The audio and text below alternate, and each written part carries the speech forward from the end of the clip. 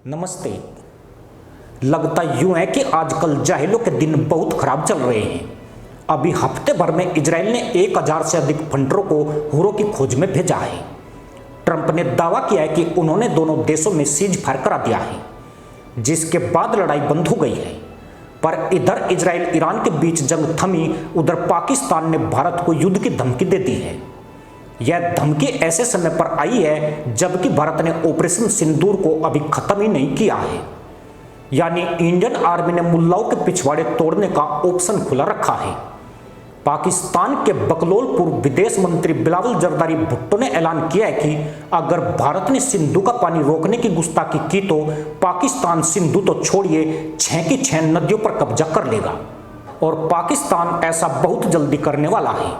मजे की बात यह है कि सिंधु, चिनाब, झेलम, रावी, सतलज, व्यास ये सभी नदियां भारत की हैं। इनमें एक भी नदी का उद्गम क्षेत्र पाकिस्तान नहीं है, लेकिन पाकिस्तान मुल्लागिरी दिखाकर भारत से उसी का पानी छीनने का दावा कर रहा है। यानी नदी हमारी, जमीन हमारी, नदी का प्रवाह भारत में, लेकिन पाकिस्तान दादागिरी दिखा रहा है। अगर कल पाकिस्तान में किसी नदी से क्रूड ऑयल निकलकर धारा के रूप में बहने लगे, क्या पाकिस्तान भी उसे भारत के साथ बांटेगा? यानी पाकिस्तान की इच्छा पर निर्भर करेगा कि वह इस तेल का क्या करता है। पाकिस्तान के हिस्से वाले अरब सागर में गैस भंडार मिलने से अरब सागर से सटे देश उस पर अधिकार नहीं जमा सकते हैं। फिर पाकिस्तान किस आधार पर भारत को धौंस दिखा रहा है? अगर कल चीन ब्रह्मपुत्र पर बांध बनाकर उसका पानी रोक दे तो भारत कुछ नहीं कर सकता है। आपसी विश्वास और मानवीय आधार पर ही ऐसी संधियां टिकती है। फिर पाकिस्तान तो असुर और दानवों का देश है। वे जिसका पानी पीते हैं उसी का खून भी गटकते हैं। इसलिए भारत ने जाहिलों के गले की नस पर कड़ा प्रहार किया है। ऑपरेशन सिंदूर के बाद घाटी तो छोड़िए, पूरे भारत में एक भी आतंकी घटना नहीं होना इस बात का प्रमाण है कि भारत में आतंकवाद के पीछे पाकिस्तान का हाथ है। इसका मतलब यह नहीं है कि भारत के सुरक्षा बल चौकस है, बल्कि ऑपरेशन सिंदूर के एक्टिवेट रहने के कारण मदरसा मुल्क के पिछवाड़े अभी तक कांप रहे हैं। उसे डर है कि इस बार कोई आतंकी वारदात की गई तो भारत धो धोकर और पटक पटक कर मारेगा। बिलावल बिल्ले ने भारत से 6 नदियां छीनने की धमकी दी है।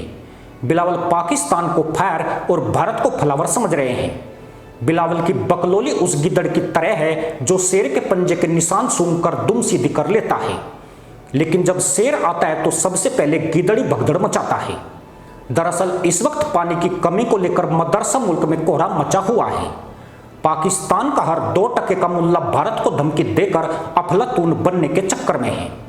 भारत को धमकी देने से फंटर मुल्लाओं को मीडिया कवरेज भी मिलती है और 2-4 मस्टंडे फ्री में सीटियां भी देते हैं। सब जानते हैं कि इन लफंडर मुल्लाओं से होना जाना कुछ नहीं है। 1-2 बार पिछवाड़े पटकेंगे, फिर टोपी जेब में डालकर चलते बनेंगे। अब तो पाकिस्तान की इतनी औकात भी नहीं रही है कि भारत को परमाणु बम की गिदड़ भभकी दे सके। ऑपरेशन सिंदूर ने जाहिलों की एटम बम की सारी धौंस निकाल दी है। अब किसी भी मुल्ला की जुबान पर परमाणु बम का नाम तक नहीं है, और अब आएगा भी नहीं। अगर आया तो इनके थोपड़े पर बहुत चांटे पड़ेंगे। पाकिस्तान की तरफ बहने वाले नदियों के पानी को रोकने की भारत पूरी तैयारी कर चुका है।